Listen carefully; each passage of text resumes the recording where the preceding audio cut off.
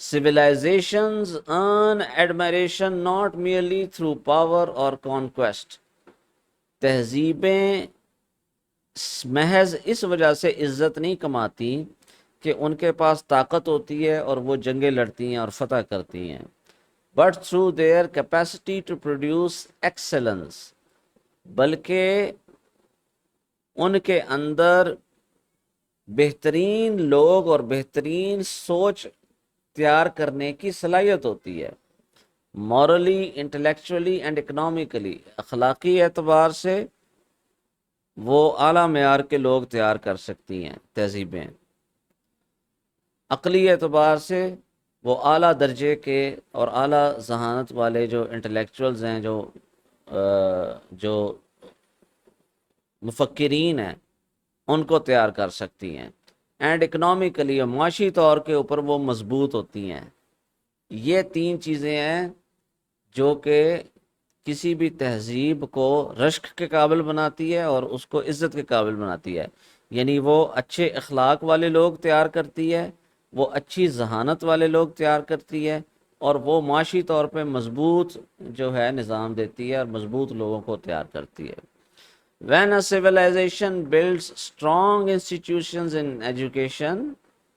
جب کوئی بھی تہذیب تعلیم کے مضبوط ادارے قائم کرے، گورننس، حکومت کے مضبوط ادارے قائم کرے، اکانومی، معیشت کے مضبوط ادارے قائم کرے، اینڈ ایتھکس، اور اخلاقیات کے مضبوط ادارے قائم کرے، it nurtures visionaries and innovations that shape history, وہ ایسے دور اندیش مفکرین اور ماہرین تیار کرتی ہے اور ایسی نئی جدت جدید جو تحریکیں ہیں، جدید نظام ہے، جدید ایجادات ہیں اور نت نئے طریقے جو ہے وہ ایجاد کرتی ہے کہ جس کے ذریعے سے تاریخ کا رخ جو ہے وہ مڑ جاتا ہے۔ Examples abound from the Abbasids and Ottoman to ancient Greece and early Western empires۔ مثال کے طور پر عباسی جو بادشاہت تھی، یا سلطنت عثمانیہ تھی، یا پھر قدیم یونانی تہذیب تھی، یا پھر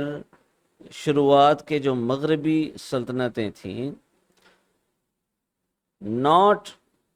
because of their might alone but because of the systems that birthed enduring ideas and leadership۔ وہ صرف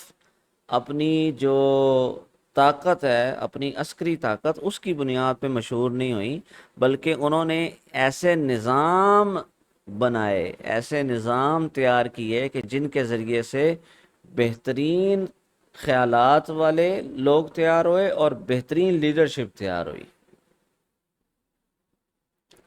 No human design system can be perfect or foolproof forever۔ انسان کا بنایا ہوا کوئی بھی نظام خامیوں سے مکمل طور پہ پاک نہیں ہو سکتا، اور ایسا نہیں ہے کہ اس میں چور دروازے نہیں ہوتے۔ Every structure has loopholes which over time are exploited۔ ہر نظام کے اندر ایسے چور دروازے ہوتے ہیں کہ وقت گزرنے کے ساتھ ساتھ ان کا غلط لوگ ناجائز فائدہ اٹھاتے ہیں۔ This is inevitable in the imperfect realm of دنیا۔ یہ دنیا کے جو اندر یہ لازم ہے، یہ چیز ہوگی، ٹھیک ہے، کیونکہ دنیا میں کوئی بھی چیز پرفیکٹ نہیں ہے، اس میں نقص ہے، ناقص ہے، ٹھیک ہے، یہ نامکمل ہے، یہ اصل زندگی نہیں ہے، اصل زندگی آخرت کی زندگی ہے، لہذا دنیا کی چیزوں میں یہ خامیاں، کوتاہیاں، کمیاں رہیں گی۔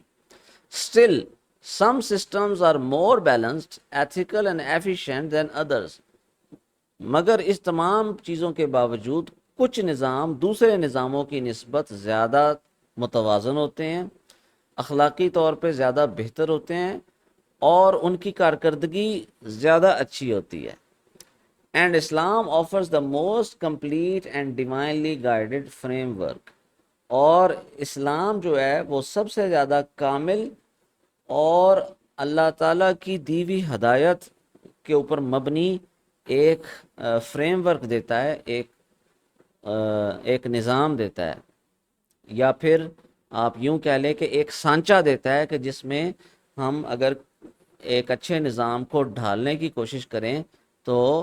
وہ بہت ہی زبردست طریقے سے فنکشن کر سکتا ہے.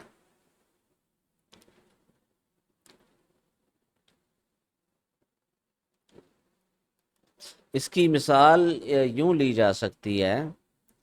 کہ آئی فون بھی ایک فون ہے، ٹھیک ہے، اور نوکیا بھی ایک فون ہے. اسی طرح اینڈرائڈ کے جو فونز ہیں سیمسنگ وغیرہ یہ بھی فون ہیں، ٹھیک ہے. تمام فونز کی اپنی اپنی خصوصیات ہیں، مگر آئی فون جو ہے اس کے اندر جو کمپوننٹس، جو چیزیں استعمال ہوئی ہیں وہ بہت ہی اعلیٰ معیار کی ہیں. یعنی آئی فون کی بیٹری ٹائمنگ بہت زیادہ ہے، آئی فون کا کیمرہ بہت اچھا ہے، ٹھیک ہے، اور آئی فون کے اندر کچھ ایسی خصوصیات ہیں جو باقی فون کے اندر نہیں ہیں یا کم درجے کی ہیں. لہٰذا ان تمام چیزوں کو مد نظر رکھتے ہوئے آئی فون کے اندر بھی لمیٹیشنز ہیں، اس میں بھی کوئی خامیاں ہیں، لیکن باقی فونز کی نسبت وہ زیادہ بہتر ہے. بالکل ایسے ہی آپ کوئی بھی یہ مثال کسی بھی جگہ پہ آپ فٹ کر سکتے ہیں، گاڑیوں پہ فٹ کر سکتے ہیں، ٹھیک ہے. اسی طرح نظاموں کے اوپر بھی یہ مثال فٹ ہوتی ہے. کچھ سیاسی، معاشی اور معاشرتی نظام وہ زیادہ پائیدار ہوتے ہیں، زیادہ ایفیشینٹ ہوتے ہیں، ان کی کارکردگی زیادہ اچھی ہوتی ہے، زیادہ آرگنائزڈ ہوتے ہیں، زیادہ منظم ہوتے ہیں، اور وہ معاشرے کو تیزی سے فلاح کی طرف لے کے جا سکتے ہیں اگر وہ صحیح بنیادوں پہ قائم ہو جائیں. اور کچھ جو نظام ہوتے ہیں وہ سست ہوتے ہیں، ان کے اندر سستی ہوتی ہے، ان کے اندر ایفیشنسی نہیں ہوتی، ان کی کارکردگی اتنی زیادہ بہتر نہیں ہوتی،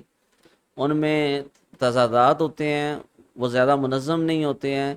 اور وہ معاشرے کو میں تبدیلی اگر لاتے بھی ہیں تو بہت سست رفتار سے لاتے ہیں.